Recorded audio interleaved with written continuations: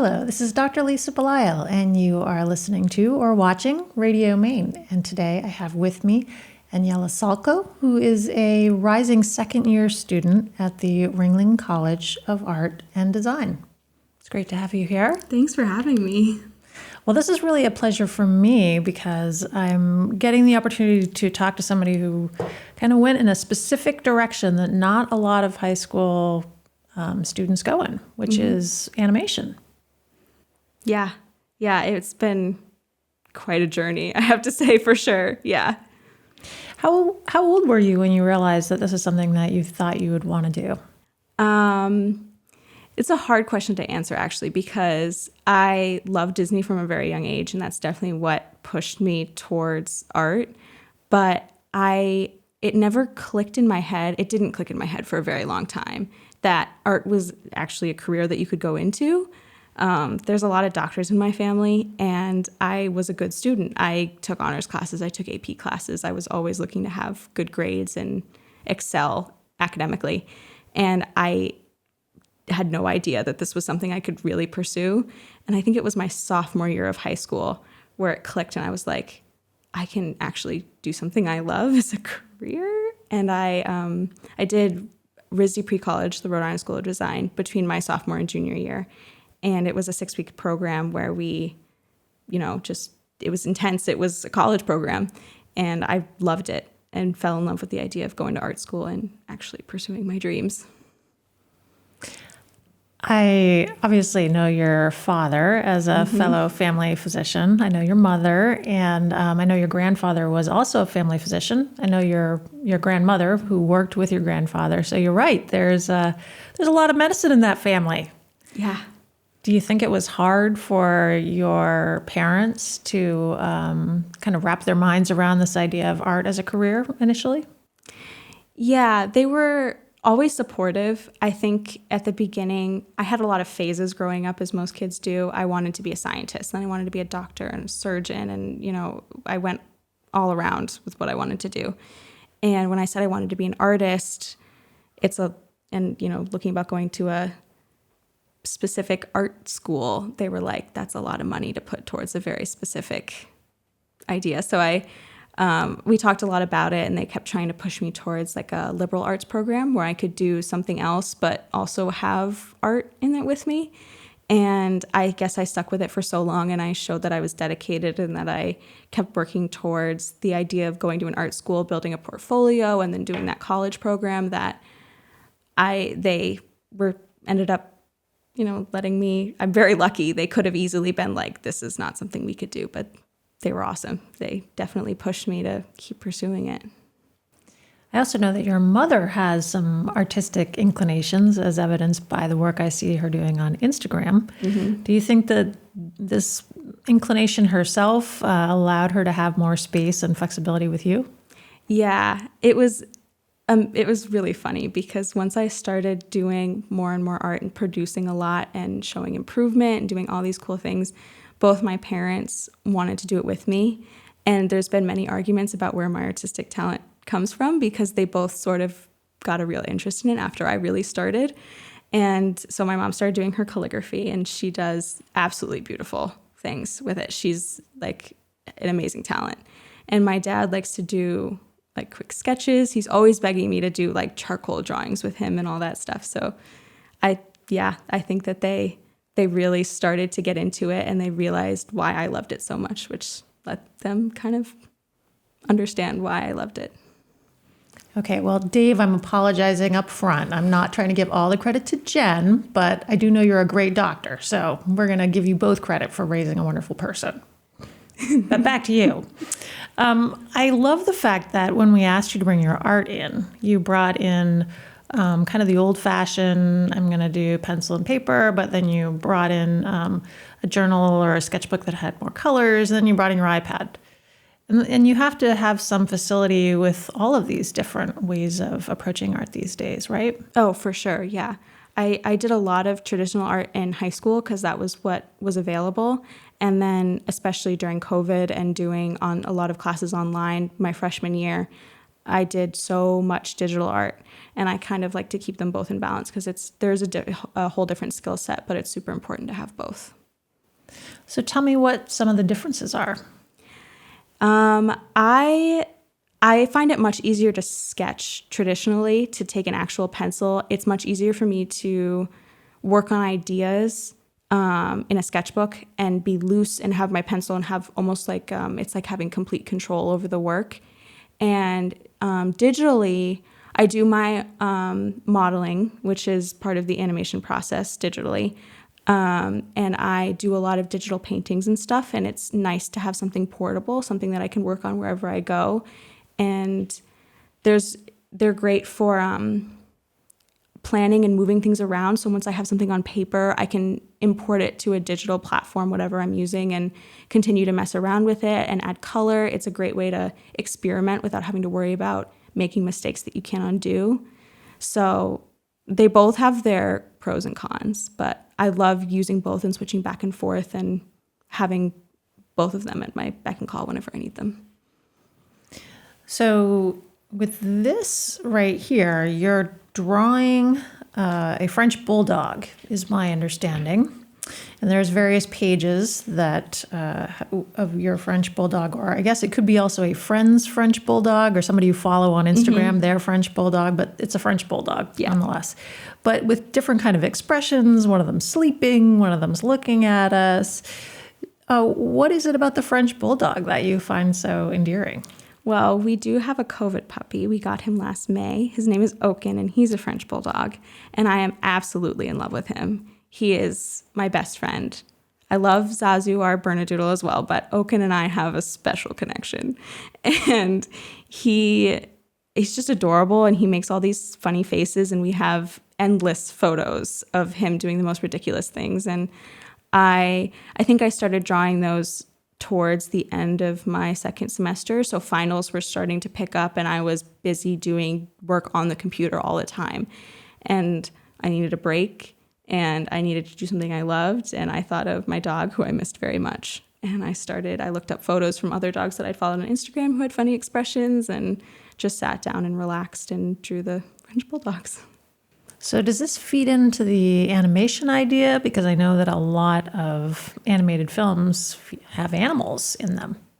It's super important to do as much observational drawing as you can of anything and everything. Like I do a lot of still lifes with random objects, doing cafe drawings where I draw people, animals, practicing different expressions. That all feeds into the animation process because you need to know how things work and how people live and how things move and, you know, how they react with light and shadow and color. All that stuff is super, super important. So I like to practice doing little sketches, and I do this kind of stuff all the time. Sometimes I do it digitally too, and it's a really nice way to get a study of something to better understand it so that I can relate it to an animation or create a character because now I know how something feels.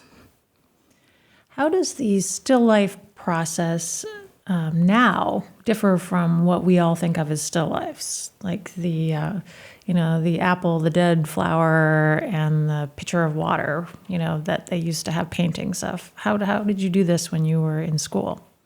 I think especially when I was in high school and I had my art classes, there was a push for the still life to be finished, which is not a bad thing to have because the farther you get into a drawing or a painting or however you're doing it, the more you notice about it, and you can really delve into texture and the lighting and the color and the shadow. And I think that when I started college, I learned about the benefit of a quick still life where you don't really care how it turns out. You're just looking and trying to capture literally the essence of something in a quick sketch. So in like my figure drawing class, we did everything from, we did 10-second figures where you have, 10 seconds to draw a whole person. Like that's ridiculous. So, but you learn a lot from even just a little bit. So I think that when you look at the traditional still lives and you see the perfectly painted, display of fruit, there's so much more beauty behind something quick, and you still learn a ton from it.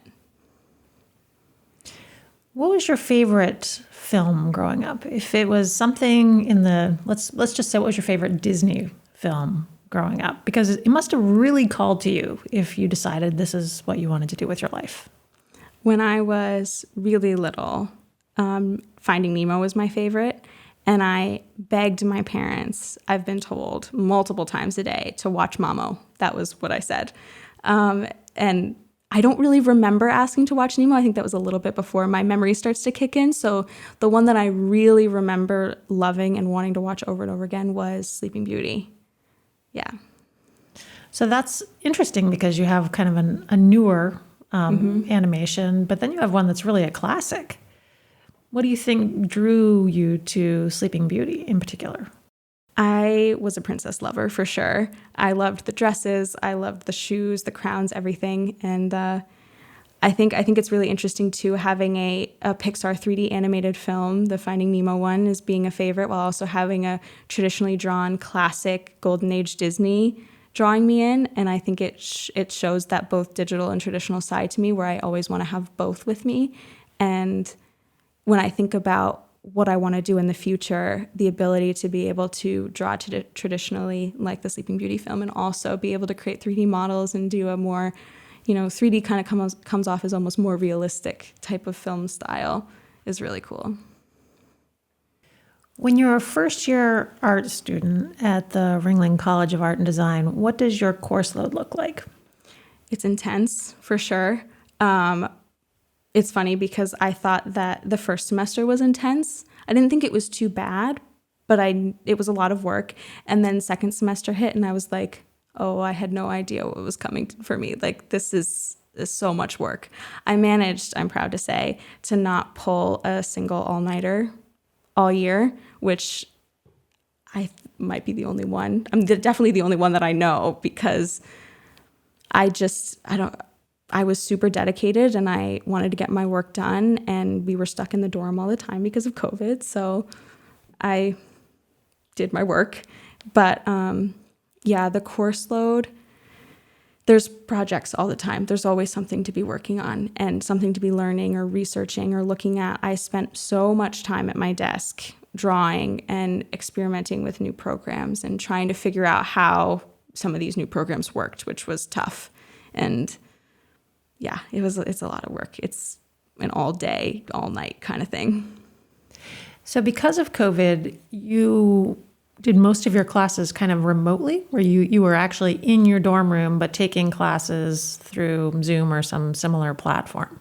So a lot of this was kind of really self-directed, wasn't it? Yeah, it was hard because we were limited. My classes were all about 2 hours and 45 minutes long. Which you would think would be enough time to get a lot of stuff done, but it really wasn't. My first semester, I had 2 classes that were in person. My second semester, I only had 1.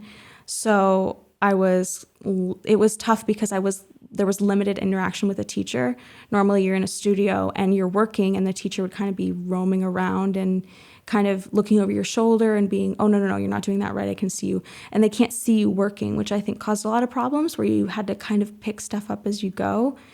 And the limited interaction with the teacher was tough because you're looking for critique and you're looking for help, and it's hard to convey problems over Zoom. But overall, I think it worked pretty well. I still learned a lot. I still gained a lot from all my classes, and I feel relatively confident going into next year. Will it all be back in person again? Yes, it will. So one of the things that there's been a lot of discussion around is how this has interrupted the development of people as they're learning, whether they're younger people, in elementary school, or whether they're people your age who are in college. Do you feel like not having a traditional first year class interaction held you back in any way, or do you feel like it was somehow beneficial, or kind of a little of both? I think it's a little bit of both. I think it was tough not really meeting people. I was so excited to finally be in a community of people that were just like me, because I was kind of the only art kid in high school. There were a couple other that took some art classes with me, but it was kind of lonely sometimes. So I was really excited to get to meet a ton of people that understood. And I didn't really get that experience. I made a few friends, and that was great. And I love my roommate to pieces. She's my favorite person. But yeah, it's tough not being able to have that sense of camaraderie too, to be like, I have no idea what I'm doing, and somebody else going, oh no, me neither. So there was that side, but having classes online took a lot of the pressure off of freshman year. There were so many other stressors from COVID, wanting to stay safe and worrying about my family and all that kind of stuff, that being able to be in my dorm without having to rush around campus or worry about where my classroom was or if I was on time. Like I had 8:30 classes in the morning, so the ability to just roll out of bed and go to my desk was really nice because I didn't have to book it across campus for an early class. But yeah, it had its pros and its cons. What was the most challenging class that you took this last year? Second semester, I had my first 3D design class where we were learning this program called Maya, which is where you model, rig, and animate to create a film or a short film or whatever you're working on. And it was a huge jump for me to make. I'd never worked in a program like that. It's completely different. It's a massive program. It crashes all the time. There's always little problems that you have to figure out. And not having that in-person experience made it difficult because my teacher couldn't watch me work and see what I was doing. And I felt like I was missing a lot too because he'd explain stuff to other kids outside of class through email and then not tell everybody else, but we were expected to know it. So it was a little bit of a mess. And we went from 0 to 60 with this program. Like first day, we were already in it, making objects and learning how to light things. And then by the second class, we were creating whole scenes. Like it was intense and it was confusing and very rough because I'd never used anything like that. And it's very left-brained. So when you're doing everything else is on the right side and all of a sudden you're trying to do geometry to make things work, it's very difficult. Yeah, as you're talking, I'm thinking to myself, oh my goodness, we think of art as being something that's kind of creative and as you say, you draw from one side of your brain, but you're talking about something that almost sounds architectural or math, science, all of those things. So you really are drawing on all of your skills as being the good student that you were in high school and having lots of different talents in lots of areas. Did that surprise you? Yeah, a lot, because it's kind of rewarding because taking all these super difficult classes and remembering all the stress that I went through to take all of the honors and AP classes that I took in high school and know that it's paying off at least a little bit now is nice. Yeah, that's a great point. I mean, I remember taking classes many, many years ago and thinking, I will never use this because the direction I'm going in, it seems like that's not going to happen. But then it's interesting over time how you come back and you're like, oh, wait a minute, I guess that was useful and it helped my brain in some way. But sometimes it is hard to push through while you're kind of in the middle of it. You have a few brothers and sisters. Do you think any of them will follow an artistic path as a result of your willingness to do that yourself? I hope so. I think that I've done a lot to kind of help show them that they can pursue their dreams and think outside the box and not just kind of go with the flow and be pushed towards something just because it's what everybody else does. I know that my sister is looking to be a nurse. So she loves it. I definitely tell that that's the place for her. And I see a little bit of artistic ability in her. Like she does like to doodle and she's just redecorating her room now too. So you see a little bit of design, or at least that's what I see when I see little things happening with her. And my brothers too, James loves to sketch. And he used to do a ton of little doodles and he'd give them to me. And Nathan, even more so, will take one of those learn to draw books and he'll draw little animals. And I love seeing him do that because it's so important to balance both sides of your brain. It's so, so important. And it's tough when, especially with them doing online and, not having they were in person, but, it was a rough year. So it's nice to see that they're balancing both sides of their brain and really developing as they go through school. What are you doing this summer between your first and second years of art school? I work at the Portland Yacht Club right now, which is a lot of fun. I really like that job. My sister and I actually both work the same job and we switch off shifts. So we're cold line cooks. We make like salads and desserts and do the cold soups and all that kind of stuff. It's a lot of fun and it's really good money, which is nice because I need to save up for all the art supplies and food that I'm going to have to buy next year.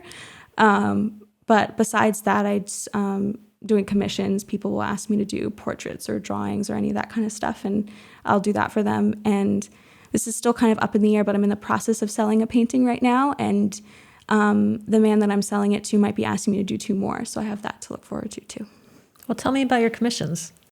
I have a Facebook page, and it's actually, I have my mom to thank for that because I am not good with Facebook. So she showed me how to set up a business page, and she had all of her mom friends come follow me, which was great. Gave me an amazing head start. And people message me, and I've done greeting cards for people. I've designed like greeting cards that they can print out. And I've done portraits, I've done animals, I've done characters for people, I've done all kinds of stuff. And my rates kind of depend on what I'm doing, how long it takes, and all that kind of stuff. And it's a lot of fun because I get to do a lot of different things, and I love doing that kind of stuff for people. So this piece that we're looking at right here, does this kind of fall in line with the greeting card idea, or what were you working on with this? This was another one that I did in the middle of the semester when things started to get busy, and I was stuck in all these projects, stuff that I'd been assigned to do, and I wanted to do something for myself.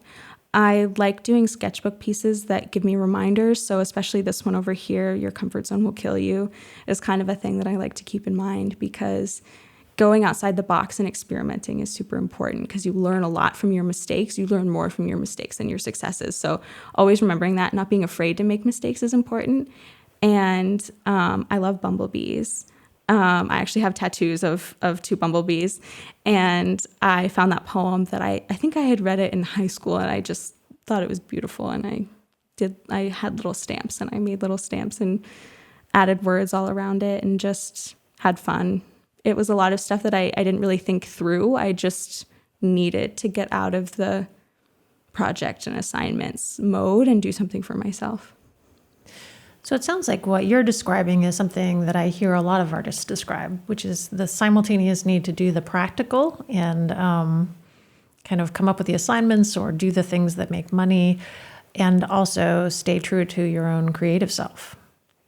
Yeah, that's definitely true. I've seen a lot of my friends from school who are artists go through this, where you get so stuck in the this is what I've been told to do mode, where you don't do anything for yourself. And as I went through school, as stressful as it got with the workload and stuff, I never found myself not wanting to draw, not wanting to create something. I always was itching to do something. So when I got to that point where I was sick of a project or just done with school, pulling out a sketchbook or just my iPad or anything and doodling, or I like to watch shows or movies and draw the people from it, draw characters and all that kind of stuff. And it really reminds me how much I love what I'm doing, and it kind of puts me, be like, okay, now I'm ready to do the work. So what shows are you watching that inspire you to do these doodles? I've watched all kinds of different things. I have been watching American Horror Story a lot lately.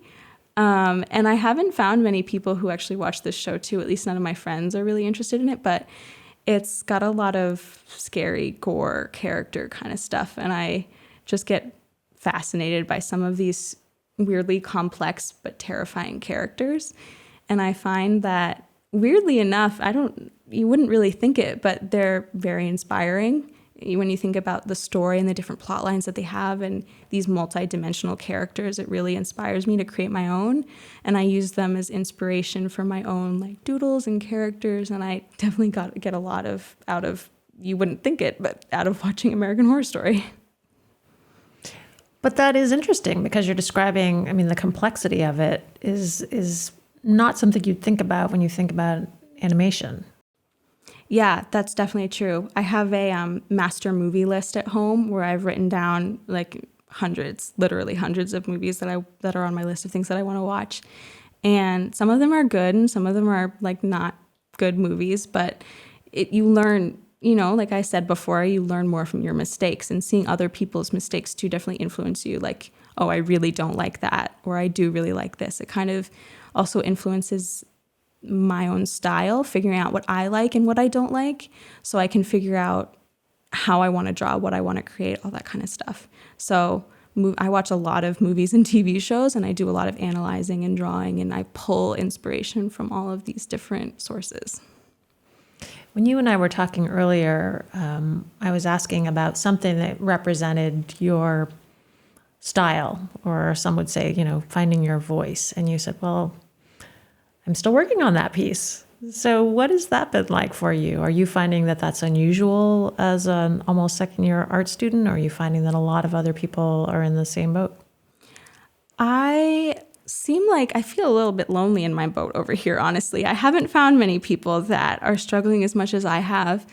When I went to my RISD pre-college program, I was one of the younger people in it because I was on the lower end of the age range of people they accepted. And I kept seeing all of these amazing artists that were just a couple years older than me that had these really cool styles. And I was kind of sitting there like, I don't have that yet. I don't know what I'm doing. And I confronted a teacher about it, and I was like, can you help me? Because I don't know what I'm doing. And he said that it was actually a good thing, because being versatile and being able to do a lot of different things without being stuck in the same mode is really good. And that helped me get through the rest of high school, and definitely my freshman year, where I was like, I'm able to do a realistic still life, and I'm able to do a stylized still life. I'm able to put personal little artsy quirks and things, but also keep it super realistic. So being versatile is also super important when you're applying for jobs, because when you're working on movies, you have to copy the style of whatever the movie is. So I'm not too concerned about where I am, at least not anymore, but I would like to be able to find myself a little bit in my art and figure out who I am. And it's a journey that I'm excited to continue as I go through school. I'm really interested by this conversation, in part because it kind of reminds me of a conversation that I recently had with one of our artists at the Portland Art Gallery, whose name is Jack Gable. And he's quite a bit older than you. Sorry, Jack. But he also has an art school background, and he also did a very technical job. And he also does commissions, but he also does his own thing. So as an artist, he absolutely sounds like he's followed a similar path. He's just a few years ahead of you, which I really enjoyed hearing about, because I think that sometimes we do think if you give up your creativity, that's what you need to do in order to be able to do commissions, for example. And what I'm hearing from you and what I heard from him is that that's not really true. You just have to kind of cultivate both sides of your brain. Yeah, I think that's definitely true. It's definitely helped me a lot with my projects. I feel like I've produced so many different things. So it's nice to see a variety. Sometimes I just wish that I could line up a bunch of my artwork and know that it's all mine. Sometimes I feel like if I made a gallery of all the stuff that I've done, you'd think it's done by a bunch of different people, which isn't a bad thing. It's a good skill to have, or so I've been told. But I am really looking to doing some more experimentation and finding my own style. Or maybe your own multiple styles. That might be true. Which would actually also be okay. Do you feel like there's a lot of pressure in this day and age to kind of specialize in something in particular and go in one particular direction? It's hard because there's so much pressure on teenagers to know what we want to do. And I think it is true. And that's why it's so hard to look outside the box for careers. I don't know a lot of people who are artists, and nobody else in my graduating class went to art school. So there's a lot of pressure to know exactly what you want to do and go to school for that, because you're spending so much money to go to school. You better know what you're spending it for. And I see this from my sister too. She's going to be a senior, and she's trying to figure out exactly where she wants to be, exactly where she wants to go. I think in the art world, it's a little bit more difficult, because I know a lot of artists who do a lot of different things. They do commissions, but they also have a job and they teach, so you can do a bunch of different things within your own career. So I think it depends on who you ask, because I know that for me too, I'm doing computer animation, but I'm hoping that once I graduate and get a job, that I will be able to do more story and character development, because that's more what I lean towards. So it's like a direction within a direction, because this is the best way to get there, but it's not exactly what I want to do. I was thinking about this story idea because you just described watching all these different movies. And so for you, again, it's kind of another thread that you have to wander around after. You have to be understanding narrative and plot lines and characters. And that's really, I find that really interesting because you have to be thinking about things in a really multidimensional way. Yeah, it's a lot of fun too, being able to come up with my own stories and literally take something that I dream about and turn it into something that could be a short film or a little story or anything like that. I love creating my own characters too and coming up with a backstory. My dad has definitely influenced that too, telling me bedtime stories when I was a kid. But I do really get a lot out of all the movies and TV shows that I watch, because there's so much that you can glean from even the simple stories and learning what you like and what you don't like, and different kinds of stories. There's a million different genres out there that people will experiment with. So it's really cool to see what people come up with. Aniella, how can people find you if they would like to maybe explore a commission or just kind of watch your career and see where you end up heading? I do have a Facebook page and I do have an Instagram. They're both under the same username. So it's my name, Aniella Salko Art. You can find me on Facebook or on Instagram. And I also have an art email, which is aniellasalkoart@gmail.com. So if anybody contacts me through any of those, I can find you and we can talk about it. Well, I have really enjoyed my conversation with you here today. And I don't want to sound like the person from the future, but one thing I have learned from doing these interviews with artists is you absolutely are not alone. You just haven't kind of caught up with the people yet. But maybe when you go back to school and everybody's in person, you'll find that to be true. And I'm really blown away by your dedication and your talent. And I hope that you have a long and happy career ahead of you. I know that you do, actually. Thank you so much. I've been speaking with Aniella Salko, who is a rising second-year student at the Ringling College of Art and Design. I encourage you to go look her up on Instagram or Facebook or send her an email. And I'm pretty sure we're going to be hearing from her in the future. So there's a lot of good stuff to come. Thank you for watching Radio Maine. I'm Dr. Lisa Belisle.